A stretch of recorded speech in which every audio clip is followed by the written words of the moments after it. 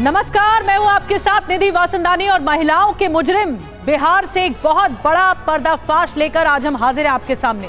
एक वक्त था जब राजीव गांधी कहते थे कि हम 1 रुपए भेजते हैं, लेकिन जनता तक पहुंचते पहुंचते वो 15 पैसे ही रह जाते हैं।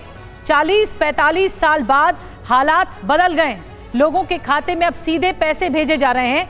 अब दावा यह है कि पूरे 100 पैसे लाभार्थी तक पहुंच रहे हैं, लेकिन बिहार की हालत थोड़ी अलग है। क्यों? क्योंकि सरकार 100 पैसे भेज रही है और पैसे खाते में तो पहुंच रहे हैं, लेकिन उन पैसों को कोई और उड़ा कर ले चला जा रहा है। कैसे बिहार की जीविका दीदी को भेजी जा रही मदद पर बिचौलिए, दलाल, खराब सिस्टम की बहुत गंदी नजर है। हर खुलासा हम आपको बताएंगे कि आखिर पैसा जा कहां रहा है। दरअसल बिहार की जीविका दीदियों को सरकारी मदद भेजी जाती है, लेकिन इन जीविका दीदियों को पहले से ही कर्ज के जाल में फंसा कर रखा जाता है। इस पूरे जाल में फंसा दिया जाता है। उनके नाम पर पहले ही सरकारी लोन ले लिया जाता है और धोखाधड़ी करके सरकार से आने वाली रकम को उड़ा लेते हैं। जीविका दीदियों को सरकार आत्मनिर्भर बनाने की कोशिश तो कर रही है, लेकिन स्थिति यह है कि महिलाएं ना आत्मनिर्भर बन पा रही हैं, ना सरकारी मदद की हकदार बन पा रही। आपको मुजफ्फरपुर के हालात बताएंगे, पूर्णिया से 2 चौंकाने वाली रिपोर्ट्स दिखाएंगे, महिलाओं का दर्द सुनाएंगे कि महिला क्या कह रही हैं। इस रिपोर्ट को आप तक आपके सामने लाने के लिए रिपोर्टर्स भी, हमारे सहयोगी भी जुड़ेंगे, जिन्होंने पड़ताल की है सघनता से, और समझने की कोशिश करेंगे कि आखिर ये बिचौलियों के पास पैसा चला कैसे जाता है। आपके 2 भाई नरेंद्र और नीतीश जी मिलकर आपकी सेवा, समृद्धि और आपके स्वाभिमान के लिए लगातार काम कर रहे हैं।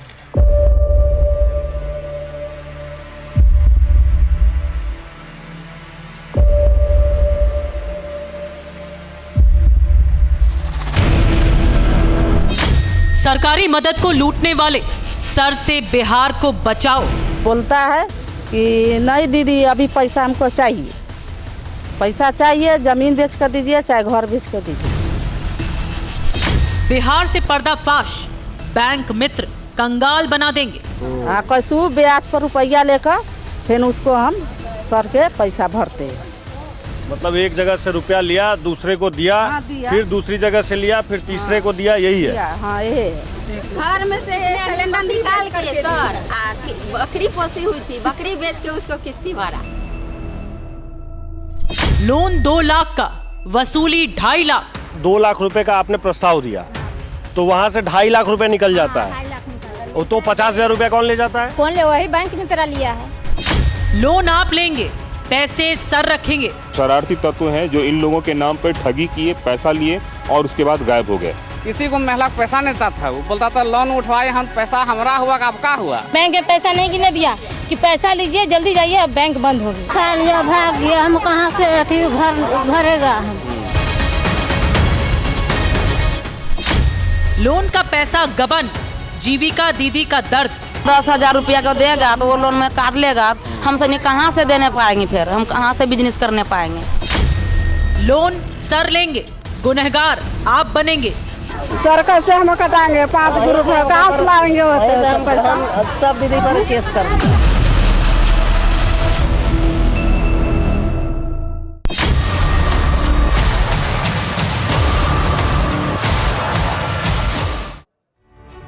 तो महिलाओं की आंखों में ये दर्द साफ झलक रहा है जो आपने देखा। बिहार से टीवी 9 का बहुत बड़ा पर्दाफाश करने हम आपके सामने जा रहे हैं। जीविका दीदियों को मिलने वाली मदद में लूट हो रही है। लगभग हर जिले में फैला है लूट का मायाजाल। सिस्टम में लूट मची। सरकारी मदद पर पहले से ही बिचौलियों की नजर आ जाती है और खाते में पैसे आते ही उड़ा लेते हैं बिचौलिए।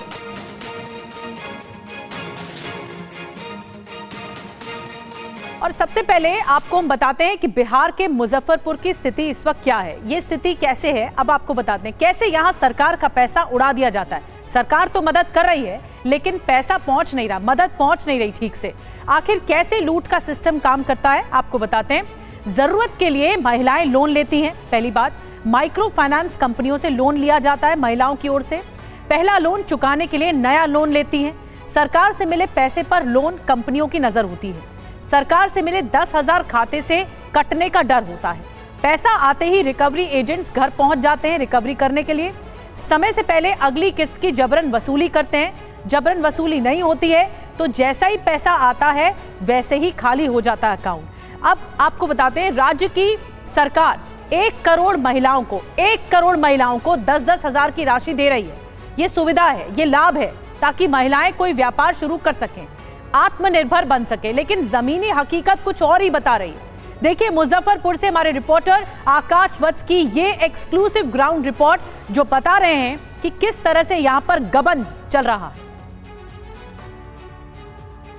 क्या कहता है बैंक वाला? क्या आता है? हाँ। तो बोलता है कि नहीं दीदी अभी पैसा हमको चाहिए, पैसा चाहिए, जमीन बेच कर दीजिए चाहे घर बेच कर दीजिए, बाकी हमको चाहिए पैसा से बोल रहे हैं सर। दूरा के माटी खन देते हैं सर, हाँ कैसू ब्याज पर रुपया लेकर फिर उसको हम सर के पैसा भरते हैं। मतलब एक जगह से रुपया लिया, दूसरे को दिया, हाँ, दिया। फिर दूसरी जगह से लिया, फिर तीसरे को दिया, यही है? हाँ यही है। फिर लोन पर फिर वो लोन उठाया, फिर वो लोन से वो लोन लिया, फिर उसको सधाया सर। इस गांव में कितनी महिलाएं हैं जो जीविका से जुड़ी हुई है? 120 है सर। 120 महिलाएं हैं? हाँ सब महिला है। तो सबके साथ ऐसी ही दिक्कत है? हाँ ऐसी दिक्कत है सबके साथ, ये दिक्कत है। ऐसा तो नहीं कि सिर्फ ये दीदी दिक्कत? का कम जाता है हाँ। तो हम भरते हैं, वो दीदी का कम जाता है तो वो भरते हैं। तो हम लोग सोचते हैं कि जब जीविका में जुड़ गए तो हम लोग ये में से लेंगे, में देंगे, लेन देन करेंगे, बाहर वाला से नहीं लेंगे। अब बाहर वाला सोचता है कि जहाँ से दीजिए 1 रुपया कम नहीं लेंगे, इसीलिए हम लोग सोचते हैं कि समूह से लेंगे, समूह में साथ।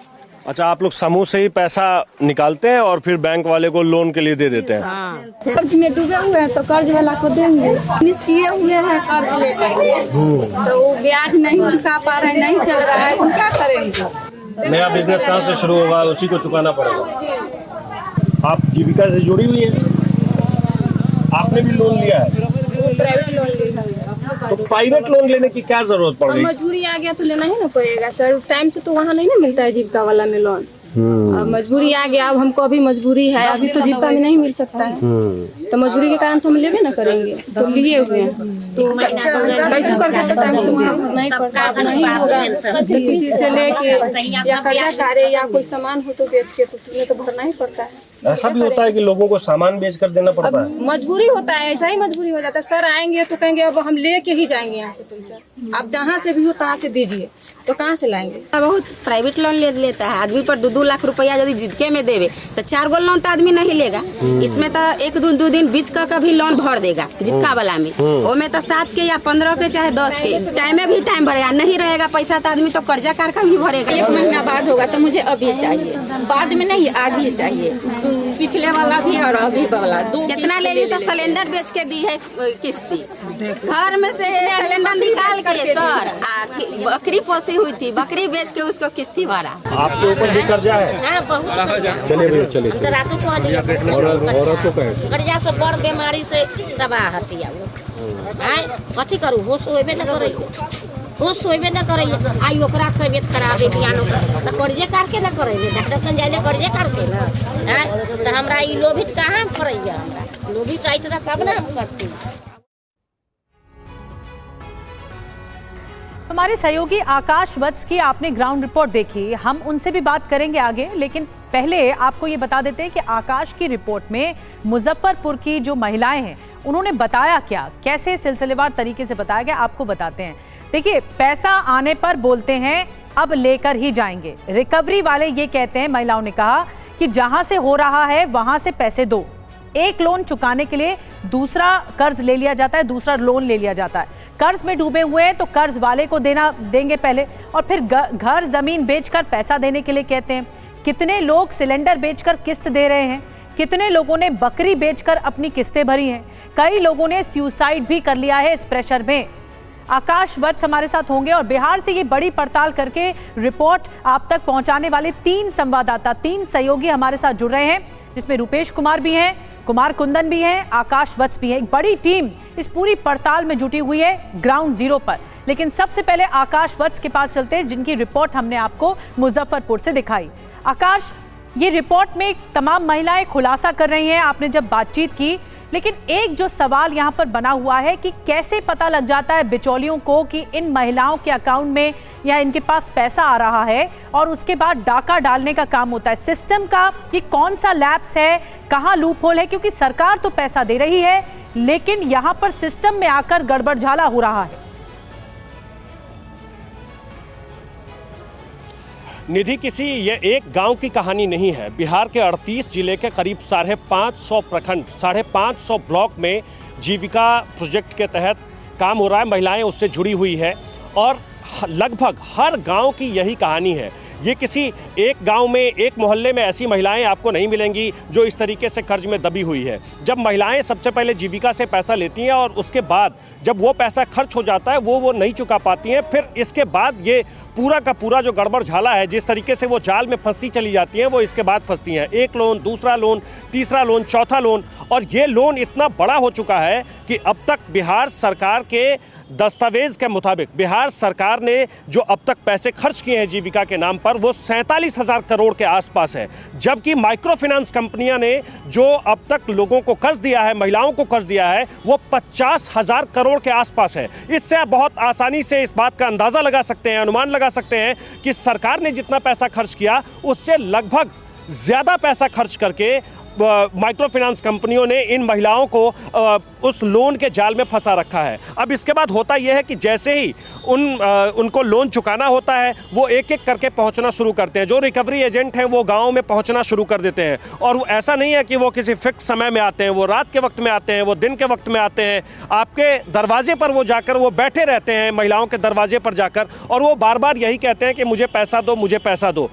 कुछ महिलाओं ने मुझे ये बताया कि इससे परेशान होकर गांव की कई सारी महिलाएं अपने परिवार के साथ गांव छोड़कर चली गई हैं। और मैं फिर से बार बार इस बात को कह रहा हूं कि ये किसी एक गांव की कहानी नहीं है। ये कहानी आपको अमूमन हर गांव में, हर मोहल्ले में ऐसी महिलाएं आपको मिलेंगी जो इस तरीके से परेशान हैं। अब वो महिलाएं इस तरह से परेशान हो चुकी हैं, ऐसे वो कर्ज में फंस गई हैं। किसी के ऊपर 50,000 का लोन है, किसी के ऊपर 5 लाख का लोन है, किसी के ऊपर 2 लाख रुपए का लोन है। लेकिन आज की स्थिति उनकी ये है कि वो घर कैसे चलाएंगे ये उनको सोचना है। उनके पति, उनके घर के जो बाकी सदस्य हैं, बाकी जो फैमिली मेंबर हैं, वो दिन में काम करते हैं तो रात के वक्त में उनका किसी तरीके से भोजन का जुगाड़ होता है। ऐसी महिलाएं भी हैं जिनके ऊपर 50,000, 1 लाख, 2 लाख रुपए का कर्ज है और वो धीरे धीरे इस जाल में ऐसे फंस गई हैं, इस तरीके से इसमें पिसती चली जा रही हैं, जिससे अब वो सरकार से ये गुहार लगाने लगी हैं कि आप मुझे किसी तरीके से लोन माफ करवा दीजिए। जी, बड़ी बात है आकाश। और सबसे बड़ी बात ये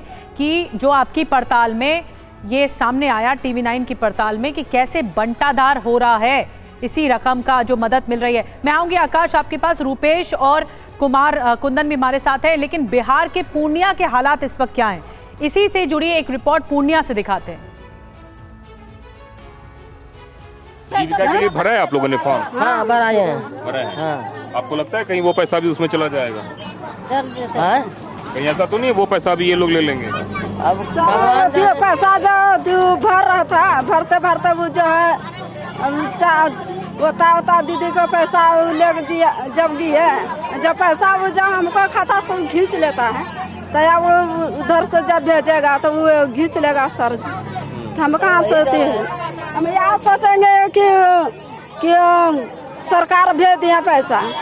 हम तो लोग बुढ़वा अथी बनाएंगे तत्काल के लिए कि सरकार बोलते हैं कि इतना इतना पैसा हम भेज दिए, हम वो खाता चेक करेंगे तो पैसा नहीं रहे तो हम कैसे विश्वास करेंगे। इसलिए हम ये बात कहते हैं कि जो है ग्रुप माफ करवा दीजिए।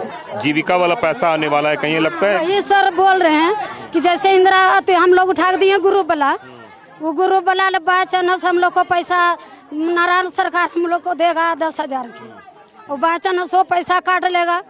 तो वही सर हम लोग बोले कि कुछ हम लोग बोल देते हैं, कुछ सरकार हम लोग को भविष्य कंटा सुधार दे। आप लोगों ने भरा है 10,000 रुपए? हाँ, 10,000 वाला हम भरे हैं जीविका में। कहीं ऐसा तो नहीं लगता है कि वो पैसा उसी में काट लेगा पुराने वाले? वही तो हम बोल रहे हैं कि जब हमको लोन नहीं माफ करेगा सरकार तो हम सनी को 10,000 रुपया को देगा तो वो लोन में काट लेगा। हम सनी कहाँ से देने पाएंगे, फिर हम कहाँ से बिजनेस करने पाएंगे?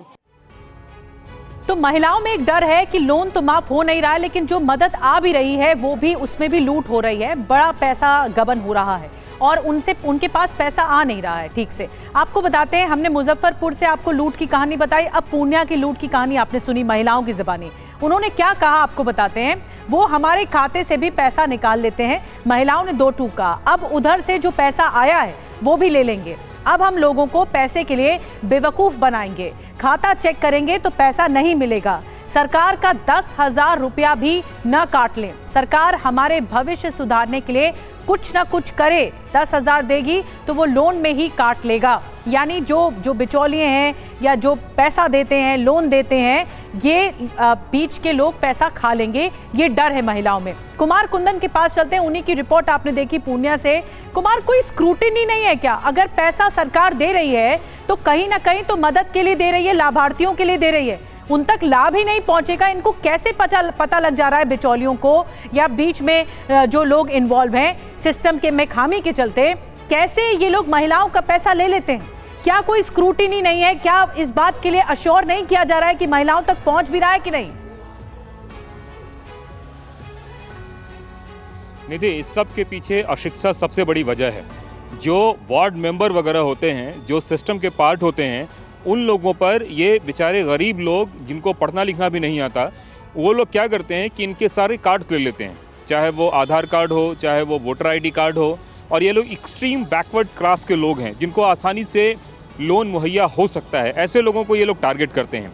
जैसे पूर्णिया में जहाँ काजाकोटी से मैंने रिपोर्ट की, वहाँ पे एक ऋषि नंदन करके व्यक्ति है जो वार्ड मेंबर है और उसने सारा गमन किया और लगभग 85 लाख रुपये लेके वो गायब हो गया है सपरिवार।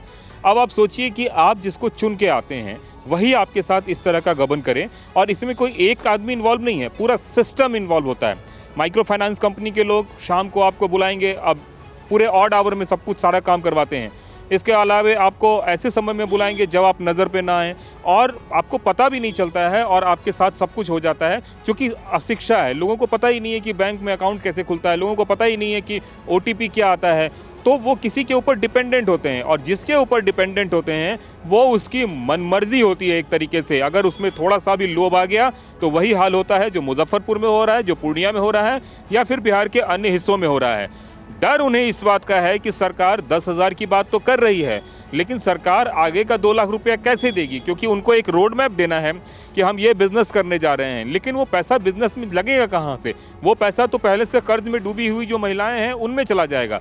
अब आप सोचिए, इनकी स्थिति बहुत ही ख़राब हो गई है और कोई सुनने वाला नहीं है। टेक्निकली इतना बड़ा फ्रॉड हो गया है जिसके ये शिकार हुए हैं, न सोच समझ पा रहे हैं। घर में पतियों की हालत ख़राब है, जो टोटो चलाते थे टोटो बिक गया है, कहीं गैस सिलेंडर बिक गया है और गरीब फिर से गरीब हो गया है। तो आप जिस स्क्रूटनिंग की बात कर रही हैं, वो स्क्रूटनिंग जिनके ऊपर करने की जिम्मेवारी है वही चोर हो जाए तो फिर आप क्या कर सकते हैं? और इन सब के बीच अशिक्षा का माहौल क्या है, उसका आलम यह है कि इनको यही नहीं पता है कि अकाउंट नंबर क्या होता है, पैन नंबर क्या होता है। सामने वाले पे डिपेंडेंट है, सामने वाला जैसा बोलता गया वैसा करते चले गए। और गरीब जनता ये सोचकर बैठी रहती है कि उन तक मदद पहुंचेगी, लेकिन वो मदद पहुंच ही नहीं पाती। असलियत तो यही है जो आपने पड़ताल की, आपने और आकाश ने भी। रुपेश के पास चलते हैं। रुपेश, ये सीधे सीधे सरकारी सिस्टम पर सवाल है। जब एक योजना के तहत 47,000 करोड़ रुपए खर्च किए जा रहे हों, सरकार पैसा भी दे रही है, तो ऐसे में पैसे का गबन इतने हाई लेवल पर हो रहा है जो गरीब जनता पता नहीं लगा पा रही। और खास करके सबसे बड़ी बात प्रशासन पर सवाल है, उन्हें अश्योर किया जाना चाहिए कि पैसा पहुंचे लाभार्थियों तक।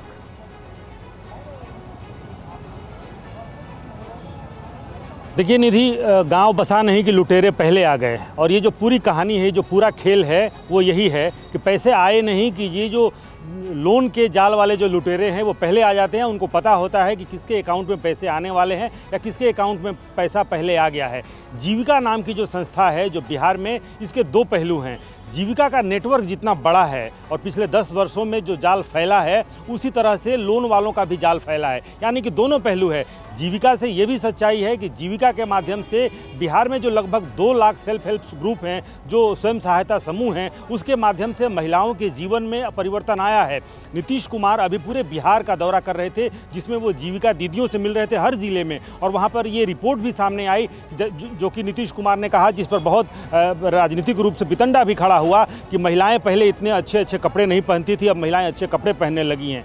वहाँ पर वो एक पहलू है, लेकिन दूसरा पहलू ये है, ये जो मकड़ जाल है लोन का, महिलाओं को सेल्फ हेल्प ग्रुप से करें या फिर स्वयं करें, उनको रोजगार करने, छोटे छोटे कुटीर उद्योग करती हैं, सिलाई कढ़ाई का काम करती हैं, पपीते उगाने का काम करती हैं, उनको दूसरे की ज़मीन लीज पर लेनी है और लेकर के उसमें पपीते की खेती करती हैं, या अन्य जो छोटे छोटे काम हैं, उसके लिए उनको छोटे छोटे पैसे चाहिए, छोटे छोटे लोन चाहिए, जो देती हैं सेल्फ जो माइक्रो फाइनेंस कंपनियां हैं। और उन कंपनियों के जो लोग जुड़े हुए हैं, जिन्हें ये सर जो लोन लेने वसूलने आने वाले जो सर हैं, उनका भी कहर बरपता है। लेकिन 1.25 करोड़ महिलाएं जो हैं इस वक्त जुड़ चुकी हैं जीविका से, और जो सरकार की योजना है, जो कल 10-10 हज़ार रुपये की जो योजना प्रधानमंत्री नरेंद्र मोदी और नीतीश कुमार ने मिल करके, और उसमें बिहार के लगभग हर परिवार, यानी कि 2.70 करोड़ परिवार हैं बिहार में, और उन सभी परिवार की एक महिलाओं को 10 हज़ार रुपये अभी और 6 महीने बाद अगर उनका रोज़गार अगर इस्टेब्लिश हो जाता है। लेकिन सबसे बड़ा सवाल ये है कि इस 10 हज़ार में वो रोज़गार इस्टेब्लिश कैसे होगा, क्योंकि इस योजना का आधार ही यही है कि 10 हज़ार रुपये हम आपको इसलिए आज दे रहे हैं ताकि आप रोज़गार को स्थिर करें और हमको बतलाएं कि क्या रोज़गार आपने किया है और वो आपका रोज़गार कहाँ तक पहुँचा है, तब आपको 2 लाख रुपये दिए जाएंगे 6 महीने के बाद। लेकिन अगर वो 10 हज़ार रुपये ये बिचौलिए लेकर चले जाएंगे, ये लोन वसूलने वाले सर अगर लेकर चले जाएंगे, तो इनका अगला 2 लाख भी खतरे में पड़ जाएगा।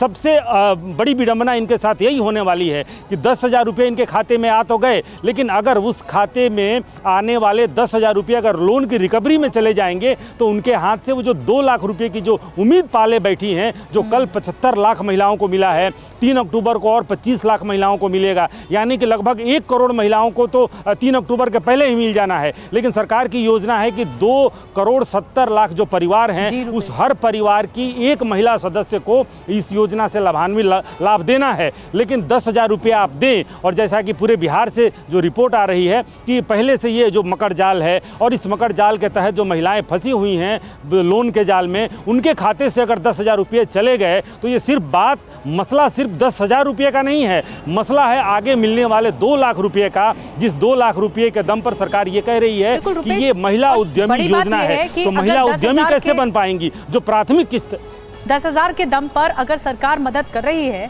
और इन महिलाओं का भविष्य के लिए योजना है, तो ऐसे में आगे का पैसा भी अधर में लटका हुआ नजर आ रहा है। इसीलिए महिलाएं डरी हुई हैं, जैसा कि रुपेश आप बता रहे थे। और ऐसी 1.5-2 करोड़ महिलाएं हैं जो कि लाभ ले सकती हैं, लेकिन वो ले नहीं पा रही लाभ, और उन तक पैसा ही नहीं पहुंच पा रहा है ठीक से। अब TV9 की पड़ताल में माइक्रो फाइनेंस कंपनियों के एजेंट के खौफ की एक और जानकारी सामने आई है। आपको बताएं कि जीविका दीदियों से लोन के नाम पर जो लूट हो रही है, लोन दिलाने के नाम पर दीदियों से पैसों को लूटा जा रहा है। लोन ज्यादा उठाते हैं, पैसा कम देते हैं, पता ही नहीं होता कितना लोन लिया है।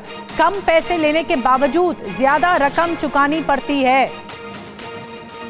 अब देखिए, मुजफ्फरपुर में संवाददाता आकाश वत्स ने एक और सनसनीखेज पर्दाफाश किया है। ये क्या है, अब आपको बताते हैं। सरकारी मदद की लूट में बैंक मित्र और बैंक के अफसरों की मिलीभगत का भी आरोप लगाया गया है।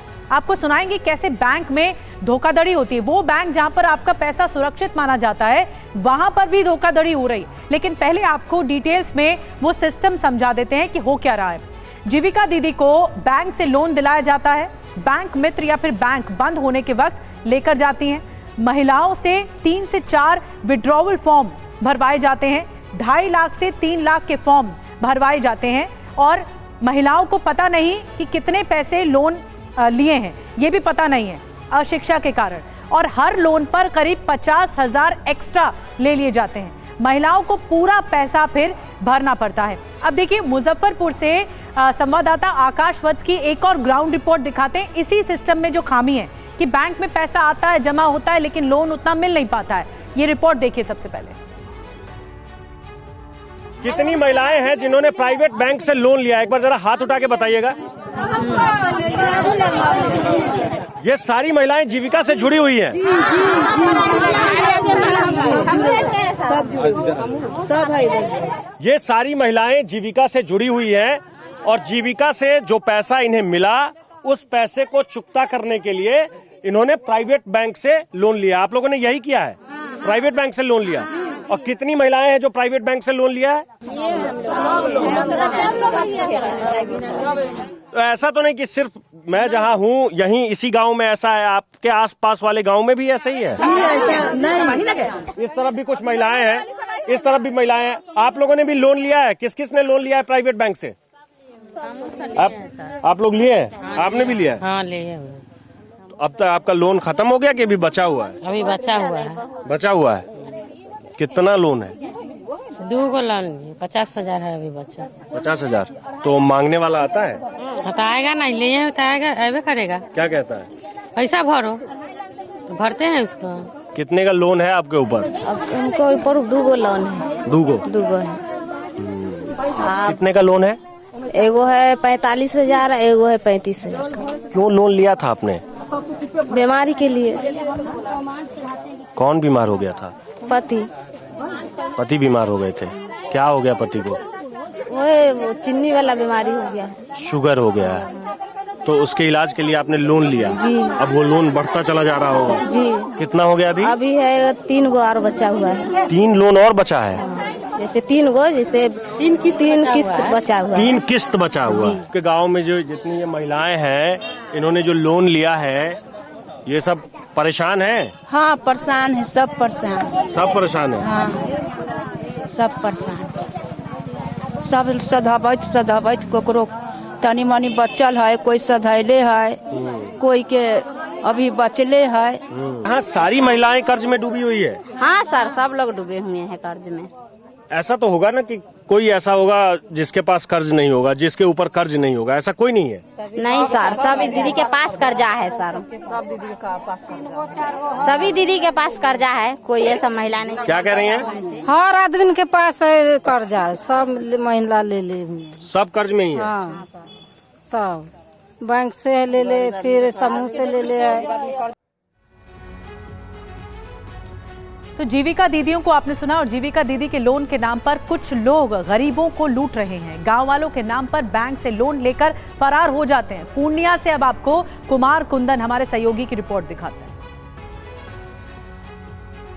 वार्ड मेंबर नंदन ऋषि, उसका पत्नी रिंकी देवी, वार्ड सदस्य साहिब काजाकुट्टी वार्ड 14 से। वो सर सेंटर लीडर चला रहा था, यहाँ से ग्रुप लोन चला रहा था वो आज 10 साल से। महिला के नाम से लोन लेता था, CSP चला के वो अपने खाता में पैसा ट्रांसफर कर लेता था। किसी को महिला को पैसा नहीं देता था, वो बोलता था लोन उठवाए हम, पैसा हमारा हुआ का आपका हुआ। कितना पैसा लेके भागा है सब? 80-85 लाख रुपया ले भागा है वो। 80-85 लाख? हाँ। अब लूटते कैसे हैं आपको ये भी बताते हैं। जनप्रतिनिधि छीन रहे हैं जनता का पैसा। वार्ड कमिश्नर महिलाओं के पासबुक आधार ले लेते हैं। शौचालय प्रधानमंत्री आवास बनवाने का लालच देते हैं। इस योजना के तहत जुड़ने का लालच देते हैं। महिलाओं के नाम पर लोन होता है लेकिन पैसा नहीं मिलता है। लोन दिलाने के लिए फर्जी पति साथ में भेजते हैं, जिसके नाम पर फॉर्म उसे पैसा नहीं मिलता है। अलग अलग जीविका ग्रुप की महिलाओं से ठगी होती है। लोन का पैसा महिलाओं को भरना पड़ता है। रुपेश के पास चलते हैं। रुपेश, बैंक वो जगह है जहां पर लोग अपना पैसा सुरक्षित रखने जाते हैं, लेकिन जो गरीब जनता है, अगर वो ही इस तरह से लूट का शिकार हो जाए